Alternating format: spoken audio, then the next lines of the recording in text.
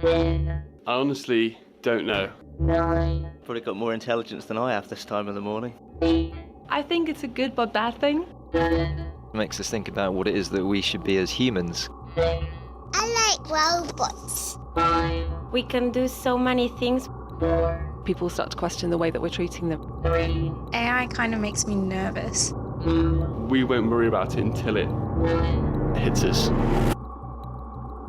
I wouldn't know where to start with it. And what they are talking about there is artificial intelligence, or AI. And that's the subject of this week's edition of The Naked Scientist with me, Georgia Mills. And with me, Chris Smith. Coming up in this hour, we're aiming to answer 7 of the most significant questions that people are asking about artificial intelligence, including how does this technology work? How's it going to change the world? Is humanity under threat? And will it steal my job? The Naked Scientist podcast is powered by ukfast.co.uk.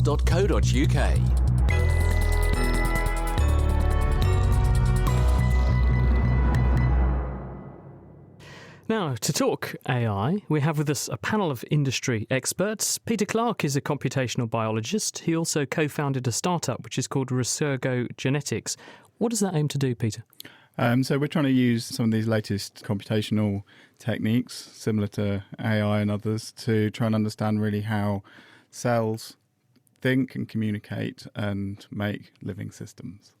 When you say how cells think, so you're basically modelling a cell in a computer. So instead of having to grow a cell in a dish, you're growing a cell in a computer chip, really. We're trying to create computer models of how the networks inside cells process information and drive their behaviour.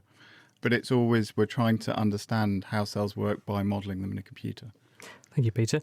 Also with us, Simon Beard. Simon is a research associate at the Centre for Study on Existential Risk. That means he ponders the risks of AI and how likely they are. He was also a parliamentary candidate in the last general election. He's involved in the intersection between AI and government. Simon, does this subject cause you sleepless nights? No, but that's mostly because I get the privilege to actually work on this. You know, I know what we can do to stop it. All you know, dear listener, is that this is a big problem. So you have reason to worry. But when you actually start working on this, it becomes from fear to hope quite quickly. So there are very few gloomy people in existential risk. I'm sure. Thank you, Simon.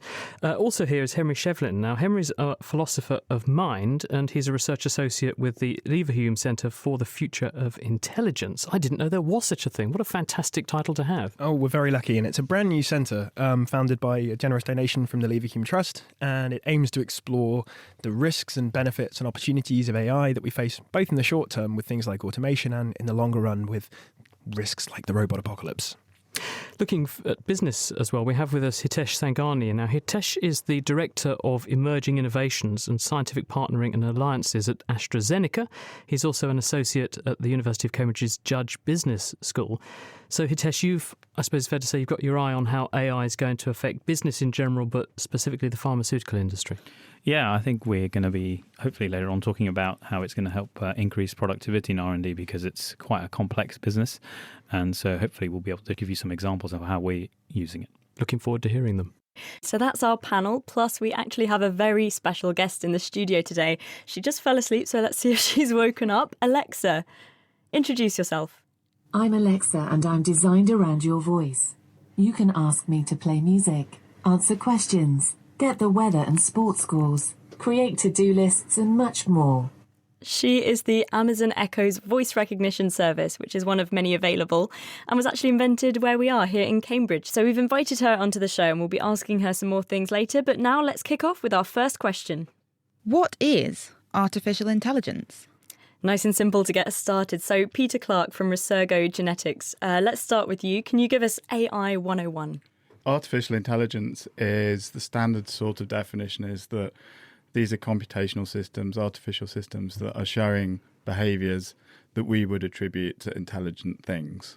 Having machines which can exhibit behaviours which we would attribute just by our definition, the human word intelligence to. So it's a fairly broad rush. There seems to be a lot of AI use. So a company will say, we use AI to do this, but then in the film it's like AI is this big robot running around taking over the world. So what's the difference between the things we're using now and I guess what the media considers as AI? I think, well, there's the kind of sci-fi version of AI, which is the Terminator roaming around, hunting you down, and some sort of super intelligence controlling everything, which really is far off in the future at the moment. I mean, we can see it on the horizon. We need to think about it, but it's not something that's immediate. Whereas there is sort of AI that's touching all of our lives every day. So, people have stopped worrying about spam in their emails because there's these machine learning algorithms that people are saying, it's at what level of intelligence do you classify it as intelligent? So in some ways, everyone thinks of AI as being the future. But phones that recognise you, things like Alexa 10 years ago, that would be considered to be a future intelligence, a sci-fi thing. So we just don't necessarily know how fast or how quickly things are going to progress over the next few years. Simon, is this something you think about when you're considering the risks, I suppose? Are there different types of AI? Well, it's not so much different types, but for the purpose of understanding the risks associated with AI, it is useful to make a couple of distinctions. So pretty much every form of AI we have at the moment is what we classify as narrow AI. That means we've developed an artificial intelligence, but we've developed it to do something really quite specific. And it can learn and it can be creative and do all sorts of things, but only within that narrow domain. So a chess robot can play chess, a Go robot can play Go, a Go robot can't play chess, and vice versa. Now, much of the risk that we talk about is actually associated with a slightly different concept, which is general AI. And that's AI that has all these capacities of intelligence systems and can apply them to any domain without restriction. So that's intelligence that has the same sort of features that human intelligence has, that we can learn something in one field, apply it to a different field, and we can do different things, we can do different things at the same time, and so on. And there's really no restrictions on what we can and can't do. Then there's the idea of superintelligence. Now, superintelligence is by definition general artificial intelligence, but it's general artificial intelligence that is better than humans. That is, its problem-solving capabilities are better. Its ability to coordinate between different intelligences is better. Its creativity is better. And it's when you get to superintelligence that you then get these risks of, well, if it can do better than we can, and it decides to do anything that might not be in our interests, not necessarily for any malice whatsoever, it may well be doing exactly what we told it to do, but we still might not be able to adapt or to respond effectively, and we might find ourselves on the losing end of a really big problem that we are not able to solve. And I know we'll be discussing the risks in a little more detail later, but Peter, how does this actually work then, this AI, narrow and general? With narrow AI, it's you're really giving it a task, and these systems can learn to kind of perfect that task. So, for example, playing Go, which is some recent work, they can become very good at specific tasks, and they do surpass human capability on those tasks. But actually, really, what we're moving towards is that rather than learning a particular task, what you want to do is you want to learn the world, right? And it's having a model of the world. We can see the light at the end of the tunnel, or the darkness at the end of the tunnel, depending on which way maybe it's the train coming towards us. But but we can see that coming, and we have to get ready for it, because it could come a lot quicker than we expect, or it could be quite slow. But we need to prepare. We'll consider more about the risks later on in the programme. First, let's consider our next question. Why do we want artificial intelligence? With us in the studio, Hitesh from AstraZeneca. You're the Director of Emerging Innovations at AstraZeneca. So what is your take on why we need to be considering AI as a prospect for business in general, but also the pharmaceutical industry? So I guess in the pharmaceutical industry, we obviously constantly trying to discover new medicines, and it's not a trivial exercise, as we're finding out. In fact, we spend $6 billion a year trying to do this. We see it utilized in a number of different ways in terms of drug discovery. I'm a chemist by training, and I think we've been using it in that stream. Also, drug repositioning. So something, for example, looking at a new disease area, We might try and understand some data, put it together, use sort of algorithms essentially, which I sort of consider as artificial intelligence, and use that to come up with new ways to reposition molecules. I think about new indications for drugs. So there are a lot of drugs out there that might work in one disease area, but actually you can use intelligence to maybe reposition them and say, actually, could it also work in this disease area? But why is that better than a chemist? I think it's augmenting chemists working. I think that's how I like to think of intelligence. I'm a pragmatist, and I like to think that in this kind of new technology, I guess, is going to help me discover drugs in better ways and more efficiently. So, but how? What specifically are going to be the targets you're going to go for, and how does this integrate into the existing business? Because we've known for a long time how we cook up some molecules and we try them and we see if they do something. How is this going to revolutionise your business? I mean, it's in so many ways. As I said, in drug discovery, for example, as a chemist, what I used to do, and I still do it now and then, is we get a lot of data from our biologists, for example, and we have to try and design a molecule and optimize it. Because when we make a molecule, unfortunately, the first molecule we make isn't the drug. We have to usually end up making 30,000 molecules and then hopefully find that drug in there. And typically, what we're trying to do is to bring lots of different data sets together and then work out what to make next. So I think artificial intelligence in that area will hopefully speed up that process and say, actually, have you thought about making this molecule next? And how much do you think that AI is being used in different businesses? Is it everyone who's investing into this? I think there's a lot of hype. I'm going to be honest with you, but I think there's definitely people are using it. We're definitely using it, and I'm hearing from my colleagues that I'm currently doing an MBA, and I'm seeing a lot of people from other industries, and they're also talking about it. So I think it's definitely being used in other industries, especially in ours. And when people are modelling where they see the industry going and how much this is going to be worth, what sorts of numbers are they putting on this in terms of what contribution it could make to a sector, and particularly pharmaceuticals? I have not really thought about that, but I think if it can speed up, drug discovery for us, if it can speed up from us costing $6 billion a year in research, and I think it costs about $1.5 billion on average to discover a drug. If we can speed that up by half, maybe possible, then that's 600 million. Yeah, it could be huge. In terms of if we really cracked like artificial general intelligence, why would that be a good thing? Like, what kind of uses could we have for something like super powered? Henry? The sky's the limit, really, and it's very hard to even imagine what an artificial general intelligence could be like, especially if you're thinking about something even smarter than a human being. But just imagine if we brought into our world a being who was far smarter than us, who was to us as, for example, we are to chimpanzees or simpler animals. Think about everything we could do to help chimpanzees if we put our minds to it, and imagine if we could get a being like that on side for us. Everything from sort of extended lifespans to amazing new technologies to all our dreams come true. And Simon, you are a parliamentary candidate. You're trying to get the Parliament interested in this kind of thing. What sorts of numbers are floating around when parliamentarians get together and talk about this kind of thing? What sorts of numbers are people saying in terms of how much of a difference this could make? Well, I mean, that's the big question. And I think people don't really want to tie themselves too much in a specific prediction. We've had various reports from, for instance, the World Economic Forum put out their Fourth Industrial Revolution report, which suggests that AI could play a completely transformational role in the global economy. We're going to talk about jobs later on. And, AI could move us back into economic growth rates higher than anything else we've ever seen. But on the other hand, we know that all the technological progress that we've had so far, which has involved a lot of breakthroughs, which was supposed to really transform the economy, have actually combined with a period of quite stagnant growth. Now, there have been various headwinds facing the global economy in that period of time, but still, technology hasn't been able to break out of that box and return us to the kind of growth rates that we saw through the 50s, 60s and 70s. So I think there's a lot of skepticism that at least in the short to medium term, there is going to be this transformational shift, albeit connected with a lot of hype about the possibilities. And trying to square that circle and do so in an honest way is really hard. Combination of both hope and hype by the sound of it. Thank you, Simon. There was this fantastic essay written in 1977 on why lactation was important. It was actually published in a month when I was actually being breastfed, which I kind of like that connection.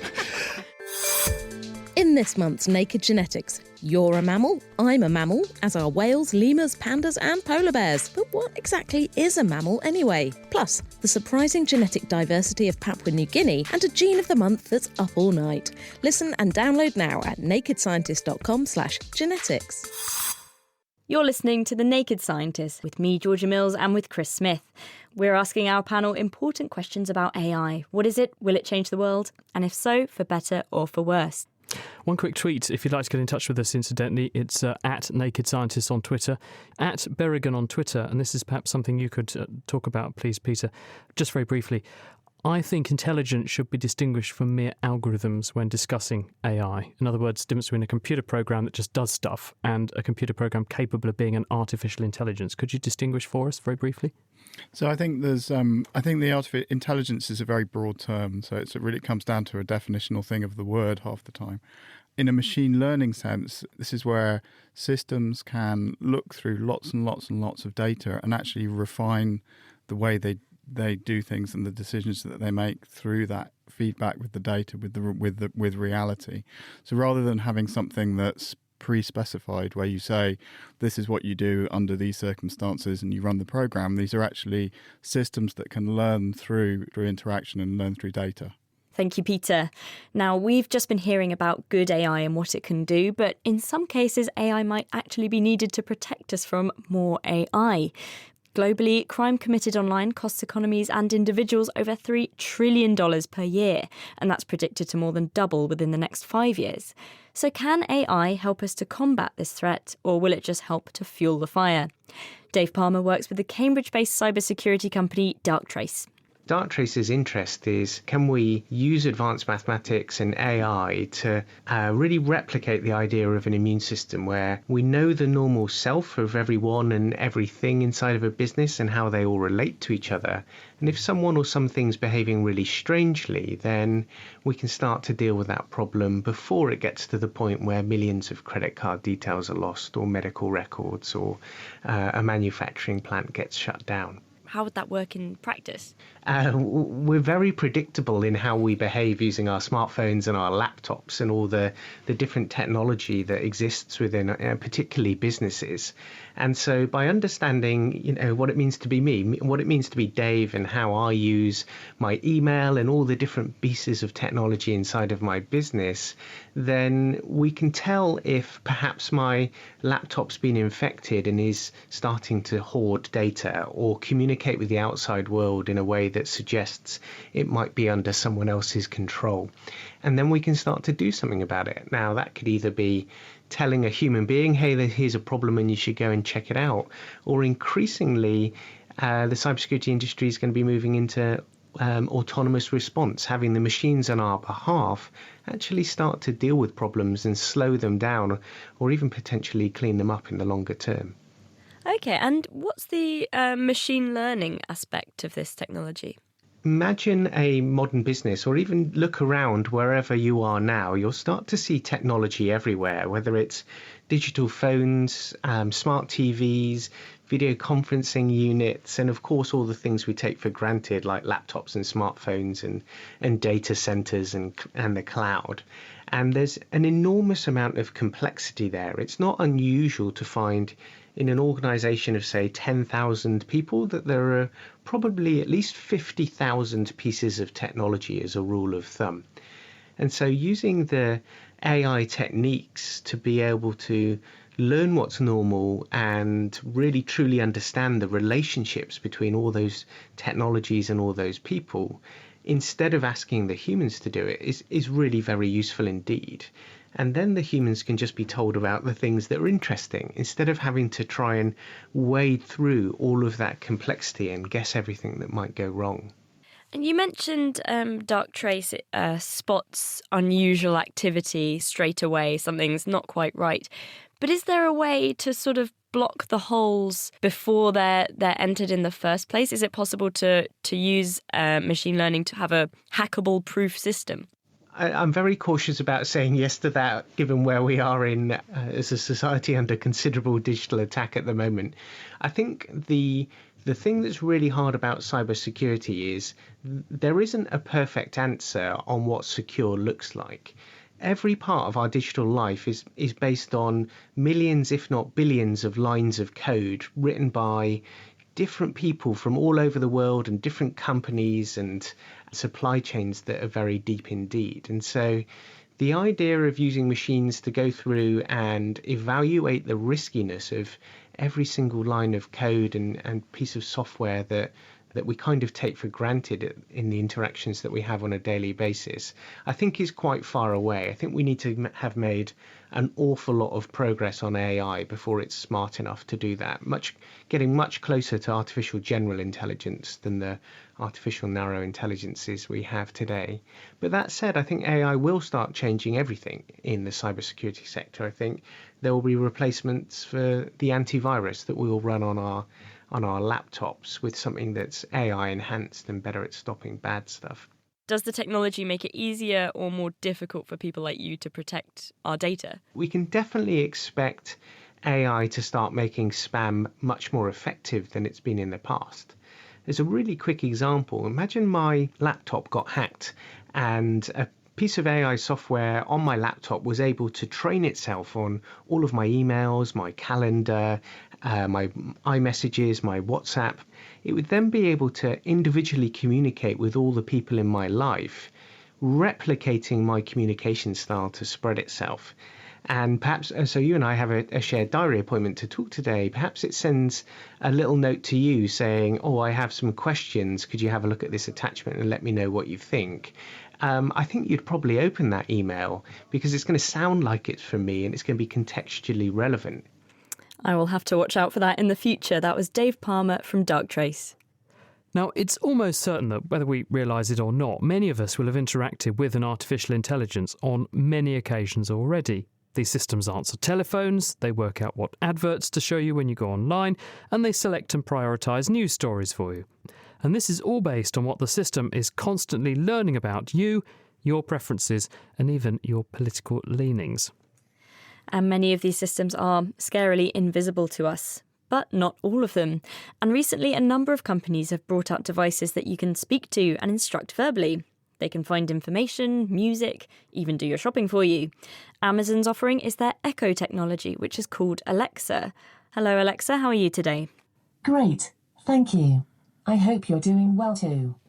So earlier we were wondering about the market value of AI. Let's see if Alexa can help us. Alexa, what is the market value of artificial... Sorry, I don't know that one.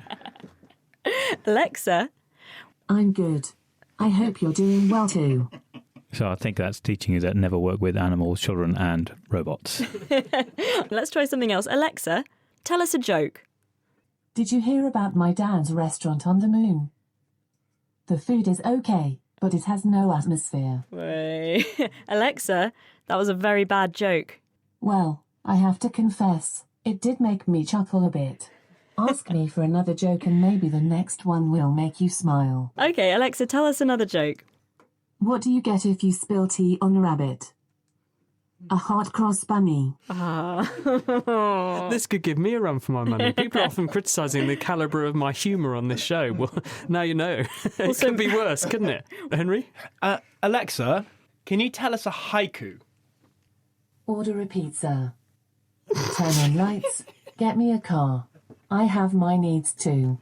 Hey. That's not bad. Alexa, can you tell us a limerick, please? I couldn't find a contact matching. Alexa, can you tell us a limerick, please? To see your contacts, go to the Alexa app. Alexa, tell us a limerick. There once was a bloodthirsty shark who took a tough bet on a lark. He vowed no more meat, just plants I will eat. Now he feasts on seaweed and bark. Not bad, not bad. Can we, we're playing around with this, and actually I've got an email here from Mark, who, in reaction to this, says, I set up telephone banking with voice recognition. It kept failing and throwing me out. I had to revert back to normal logins. I think we're a very long way off yet. How is this sort of technology working, though, Peter? With this gadget we have sitting here on the desk, for people who haven't seen an Alexa, this is a slightly overgrown sort of cardboard tube type size, isn't it? The kind of thing your kitchen roll would be on. What's that doing, and how's it doing what it's doing? I don't know. When it's not saying sorry for things.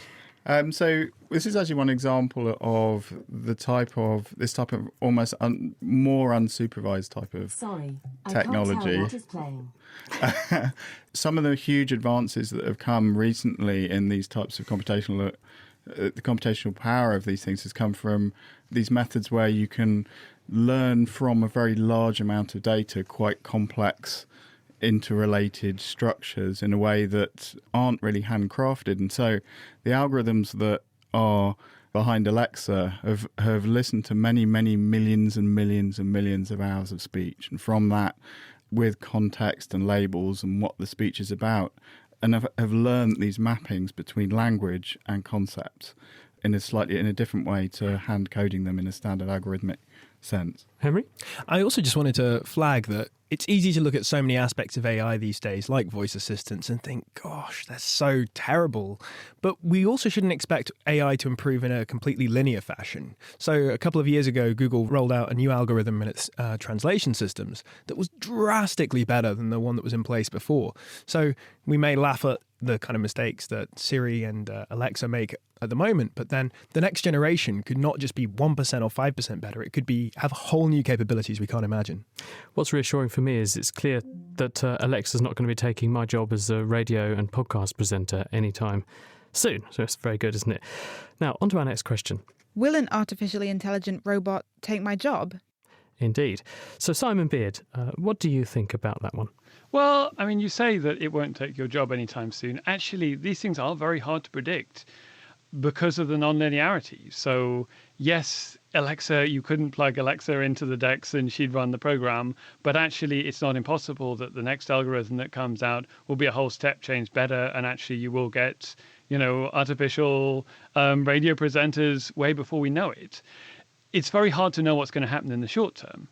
It's not so hard to know what's going to happen in the long term, just because we've actually got a lot of years of data here about how machines and computers and artificial intelligence have worked, and that you do get quite predictable long-term patterns of improvement. So in the long term, the answer to this question on one level does seem like it's yes. It's hard to imagine a job which you could not get an algorithm to do at least as well as a person and more cheaply, or probably much better than a person could and more cheaply as well. However, that's only the first level. That's the kind of rational economics view of employment. And we know that it doesn't work like that. Actually, people spend a lot of money on things that aren't about doing a job better or doing it more cheaply. People's habits are based on ethical values, they're based on social interactions, they're based on status, on appearance, on how things look to other people. And there are very good reasons to think that human beings will have an edge from many, many of those things for a long time to come. People care about people. We like to interact with people, even if it's not so good sometimes as interacting with a machine. It's not so efficient. At the moment, we're more used to it being frustrating to interact with machines. But as I say, in the long run, that is likely to change. But we still like people. We like to have handmade goods, even if they're not so well made. We pay more for them. And so on that basis, I find it hard to see a situation in which people will be written out of the job market, in which there will be no jobs for people. But the reason why people employ other people will be different. It won't just be about getting the job done as cheaply as possible. We won't be employing people in sweatshops or on the minimum wage. There will be no reason to do that. The reason for employing people are going to be social. They're going to be value-based. They're going to be status-based. Do you not think there's going to be a problem then? Because if what you're saying is true, and there are very few jobs that would not be predated by artificial intelligence, not necessarily tomorrow, but in the future, does that not add up to a recipe for kind of mass panic and people being out of jobs and a meltdown in the sort of fabric of society, which for thousands of years has been based around being paid for industry? Well, so we have luckily seen ourselves go through a variety of this kind of step change, where the reason that people get employed to do things and the way that they get employed to do things changes dramatically. So it changed during the Industrial Revolution, it changed during the first wave of automation and the ending of the Industrial Revolution in developed countries. And these are definitely stressful, difficult transitions. They do, link to increases in violence, to political dissatisfaction. But on the other hand, we are an amazingly adaptive species. They don't produce social malfeasance. meltdown. Sometimes they produce political revolution, but actually more often they don't. Do we need some legislation in place, though? Because are we not sleepwalking a bit into a situation where suddenly we might find things changing very, very quickly, and we have not got any laws in place or anything to make sure that companies do right by their workers? Absolutely we do, but the legislation we need needs to be forward-looking, not past-looking. So one of the examples that I use is that if you consider the Industrial Revolution, it was the same set of technological changes that produced very egalitarian societies like Sweden and Japan, and also very, very unequal societies like the USA and China. And government regulation has an awful lot to do with that. But a big part of it is we can't legislate on the basis of just keeping hold of what we've got at the moment, not only because that will be ineffective, but because the wrong sort of legislation is likely to lead to bad outcomes. We have to look at what is coming and what we want to get out of that. So that's going to mean, keeping hold of working protection, but refocusing it. We're not so worried about working protection in terms of industrial accidents. We should be now much more worried about workers' rights in terms of social and emotional strain, because that's what people are going to be employed to do, is going to be providing these social and emotional services. So the kind of exploitation you're going to see is going to be exploitation of people's emotional resilience and their social connectedness and so on. And that's the sort of thing that we need to protect against going forward. Simon, thank you. Simon Beard there from the Cambridge Centre for the Study of Existential Risk.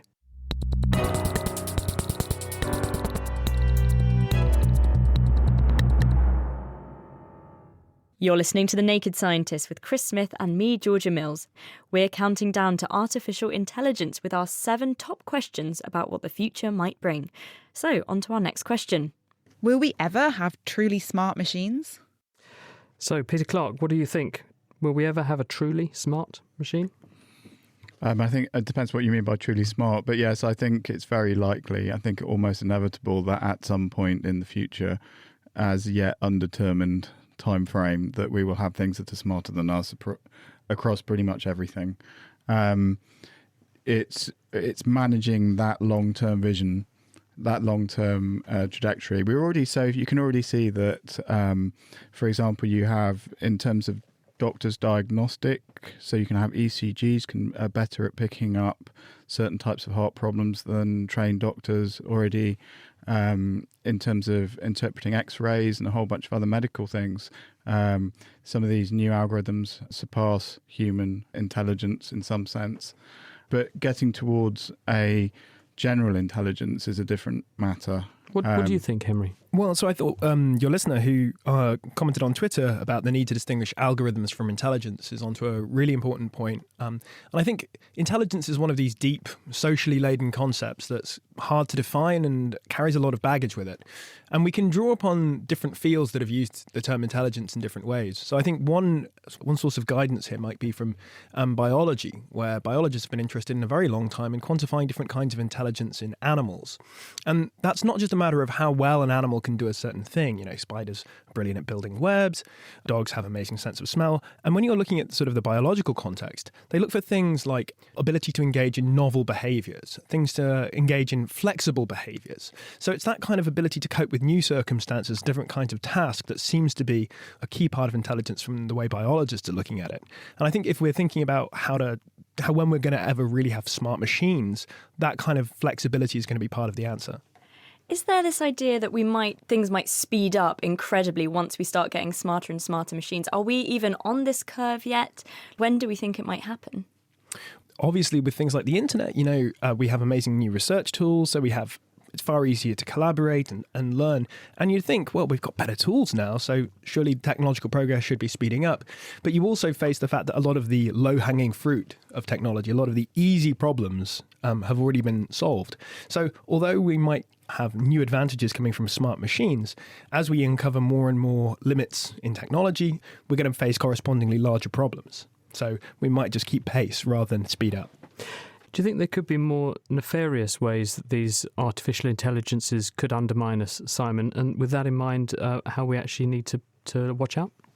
Well, I mean, to quote Alexa, I'm sorry, I don't know that. We need to be alert to what might happen, but at the moment it's very hard to predict. We are dealing with non-linear changes. We are dealing with technologies that are increasingly hard to explain how they work, even to people with a technical background.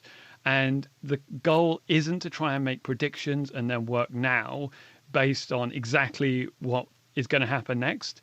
It is to try and work out the possibility space, the best things and the worst things, the steps that we can take that are likely to move us towards the best and away from the worst, but also crucially to just keep on monitoring the situation and keep alive to it and keep future focused on how we can most quickly react to the changes that we're seeing.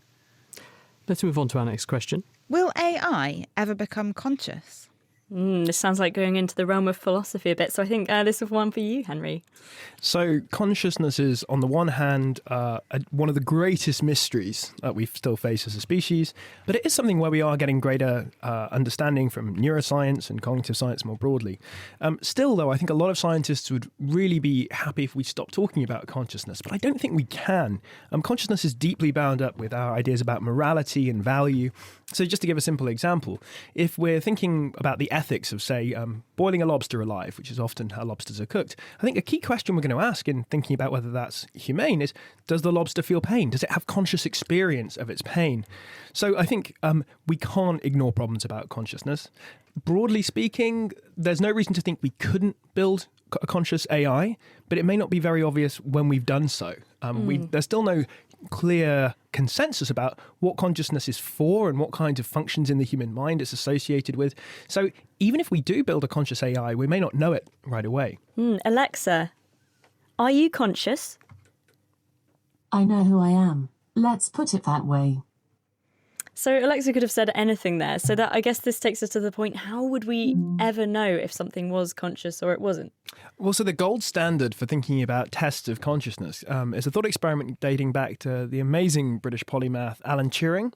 In 1950, he proposed this test, which is now known as the Turing test, where basically the idea is if you have a computer system in one room and a human in another, and you're talking to them both via a terminal, so you can't see which one is which, and you're at chance when you're forced to guess as to which one is the computer and which one is the human. In other words, the computer can completely fool you that it's a human being. At that point, Turing says, we've got no business denying consciousness and intelligence to the computer system because it's passing itself off completely as a human being. Now, that I think is quite a popular test for consciousness and has been very influential. But it did face some pushback in the 80s via a classic follow-up thought experiment by American philosopher John Searle, who came up with this idea of what he called the Chinese room. And basically, the point of this is to show that you can get stuff that looks like real intelligent understanding, which actually is very, very simple. So the way the Chinese room works is you imagine you've got someone who doesn't speak any Chinese at all, and they're sitting in a little booth surrounded by index cards. And there's a slot in the booth, and you can post a question in Chinese script in through this slot. And what the person inside the booth does, they don't understand Chinese, but they can look in the index cards, each of which tells you sort of what to reply in Chinese. So the index card gets posted in, they find the corresponding answer card, write out these symbols that they don't understand, they're just copying them, and they post it out. And the idea is if you had a big enough sort of library of index cards so that all possible questions and answers were covered, this person could do a brilliant job of simulating that they understand Chinese, whilst in fact all they'd be doing is following a simple sort of lookup table of instructions. Now, extending this to human beings, the idea is maybe we could have a computer that passed the Turing test by doing basically that. It's just got a huge massive database of possible questions and answer responses it can give, but it doesn't understand the words. So that's put some pressure on the Turing test as this measure of consciousness. Maybe a computer could trick us into thinking it's conscious by actually doing something pretty dumb. Does it also matter, Henry, if a machine is conscious, does that really matter? So I think it matters in two ways. The first is we might actually start to worry about our ethical treatment of machines if there is a reason to think they're conscious. So this is something that's explored in shows like Westworld or Humans, where you have these tools basically that people use for their basest instincts. Maybe if you're just dealing with things that are basically human-shaped robotic vacuum cleaners, that doesn't make a difference. But if you're dealing with things with real emotions or real cognitive capabilities, then you might start to think we need to regulate that behavior.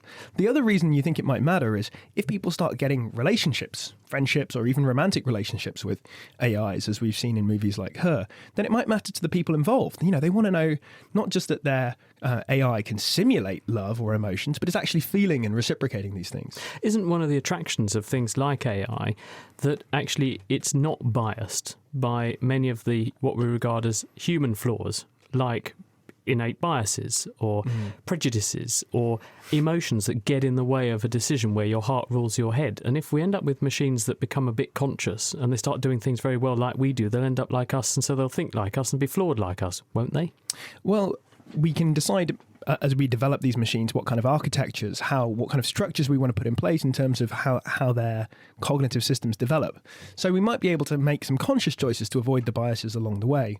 And I don't think consciousness necessarily means, the full kind of emotional complexity of human beings. It could just be something as simple as feeling pain as a case of consciousness.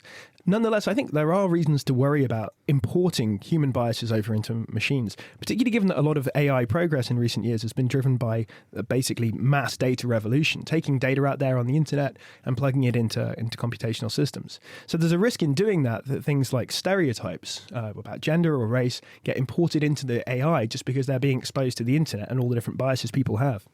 Yes, in fact, wasn't there an episode earlier in the year, Microsoft created a Twitter bot to learn from the rest of Twitter, and I think within 24 hours it had become racist. Yeah, pretty unsurprising. And you find things like gender stereotypes about professions. So, just as Google autocomplete faces worries about the kind of things that people most frequently search for often carry hints of gender bias or racial bias, if that's just the data we're plugging into the machines, then it's a bit much to expect them to be better than us. And could this be a real problem in society if people like the police end up using AI to do their jobs? Could we end up with something that we assume is neutral then not being, and this could cause problems? Yeah, so this is a real motivation for a desire for transparency in AI. It's particularly complicated these days because a lot of the algorithms that are being used are basically blind. We don't know how they're solving the problems. We can sort of reverse engineer them, but because there's a lot of self-learning going on, it's not always immediately clear why a system is making the decisions it's making. So, if you ask a system, if a system singles out a person for a stop and search, or someone going through airport customs gets singled out, we may not simply be able to say, okay, what were the criteria used if it's been subject to this kind of elaborate self-learning system. So we need to think about transparency too. Peter, as someone who works on this, what would you say to this question of consciousness? I think it's very interesting, and I think I still, having thought quite a lot about it, don't really know what consciousness actually is. I think there's that sort of sense of you being here and now and living in that moment and feeling. If that's the definition of consciousness, then I think that probably extends across a vast amount of the animal world. And I think that if we're going to worry about consciousness in artificial intelligences, we probably need to spend more time worrying about consciousnesses within nature. Simon, a quick thought from you? The definition of consciousness is the key thing here. Consciousness is a subjective experience and we all feel we know what it is. But there have been various attempts to define consciousness in ways that allow us to make more progress in identifying it in animals or machines. So defining it as a property of informational systems by various axioms that conscious systems have. So they're indivisible, they model the universe, they model themselves in relation to the universe, and so on. And I think that these kind of theories give us a lot of hope for understanding consciousness. My only problem is, I think that when a lot of people talk about consciousness, they want it to be magic. They want it to be unexplainable. And so if we come up with a system like this that does allow us to say, for instance, is Alexia conscious, then actually people just won't buy it because we feel that our consciousness is kind of the last domain of our uniqueness as a species, and we're quite strongly set up to defend that. But in defending it, we tend to come up with phrases and questions that are just unanswerable, undefinable, and that is really getting in the way of clearly thinking through the ethics of AI. Yeah, I think this is one we could debate till the cows come home, maybe something to take to the pub after the show. But for now, on to the next question. How worried should we be about AI? Well, shall we ask Alexa what her plans are? Alexa, are you going to take over the world? I have nothing to do with Skynet. So it does at least have a sense of humour. Well, in the meantime, we asked Dave Palmer, who you heard from earlier, he's from Darktrace, what he thought about the dangers of AI. There is absolutely no remotely imminent technologies or research that is going to create something that is societally damaging or create a self-aware robot that could do us some harm. But there are plenty of things that we should be worried about that perhaps evil people might do. And things like weaponized drones or some of the potentially negative side effects of things like gene editing and DNA editing are far more concerning than the rise of the Terminator. We're not going to see that in my lifetime, no way. There are many people, including a Professor Ng that I respect enormously, that would say AI is the next electricity. So if steam power was the first industrial revolution, electricity the second industrial revolution, computing the third, AI is probably going to be the fourth. And I would agree with that. What we're seeing is the emergence of techniques that allow us to deal with really complex things that were previously out of the reach of what we could do with computers and programming. And it's near impossible to extrapolate where that ends up. But it's an enormously exciting time too. I'm sure in 10 years, just as we've got completely used to and normalized the fact that we've all got these little smartphone supercomputers in our pockets and they don't seem remarkable anymore, well, maybe in 10 to 15 years, we'll feel the same way about AI, that it will have changed how we interact with each other and also how we interact with the world, but pretty much all for the better. Dave Palmer from Darktrace there. So, Simon, as someone who works at the Centre for the Study of Existential Risk, are those sentiments in line with your assessment of the risks? How do we assess it? Well, the first thing I want to say is, just going back to the question that you asked, how much should we worry about AI? I think worry is a very unhelpful response to the risks of AI. So it's really hard to assess the risks of AI. What we do know for sure is that there are possible bad outcomes that could occur from developing AI. None of those are anything to do with the Terminator or other stories. Those are just stories about people. They tell us a lot about ourselves, but next to nothing about AI, and they don't really appear on our radar. But there are lots of things that could go wrong, and lots of those, particularly in the short to medium term, are indeed, as David Palmer was saying, about the interaction between people and AI. We get things wrong. AI could give us the potential to get things wrong so much worse, just like nuclear weapons do. But worrying about that isn't necessarily going to make it less likely. So that's not the response that we need to have. What we need to do is to get enough clever people working on how to prevent bad things happening to stop them before they happen. And that's the key thing about centres like mine, is just to solve these problems before they become problems and no one has to worry about them. Can you give me an example of one of these potential problems and how we might reduce this risk other than just sort of running to the hills? Sure. Well, so one very specific example that we're concerned about is the use of AI and other algorithms in the modernization of nuclear weapons. So this is a great one for us because it's the interaction between two existential risks, artificial intelligence on the one hand and nuclear weapons. And we know that lots of states, the US in particular, are going through a process of modernizing their nuclear weapons launch systems. They're currently very technologically stuck in the 1970s. And algorithms have the potential to greatly increase the efficiency of those systems and make them much better according to the kind of game theory models that nuclear weapon systems are based around. But actually, historically, we've seen there have been too many near misses where it's been down to individual discretion, and people have made what may at the time have looked like the wrong choice to avert a nuclear counterstrike, and later it's emerged that the technology was faulty. So that's one we're looking at right now, where there is a potential, if this goes wrong, for AI to actually cause a lot of damage in the very short term. But to see it is to realize the problem and hopefully therefore to avert it. So don't worry about it, but that's just an example of what we need to avoid. Peter?